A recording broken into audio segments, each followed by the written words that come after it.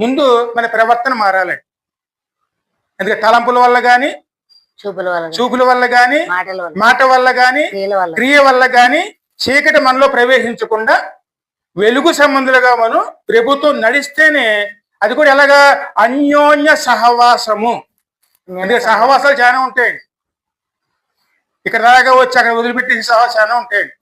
అన్యోన్య సహవాసం అంటే ఏమిటి? ఏ సమయంలోనూ విడవకుండా ప్రాణం పోయే వరకు కూడా ఆ సహవాసాన్ని వదలరండి. అలాగే మనం కూడా దేవునితో ఎలా ఉండాలి? అన్యోన్య సహవాసము గలవారమై. మన ప్రాణం పోవాలి, మనం విడవాలి. అన్యోన్య సహవాసం గలవారమై ఉన్నప్పుడు ఆయన కుమారుడు మనలో ఉన్న ప్రతి పాపాన్ని కడిగి పరిశుద్ధ పరిచి నీతిమంతులుగాను ఈ లోకం దాటిస్తారు. అలా దాచించడానికి వచ్చిన వారే యేసయ్య.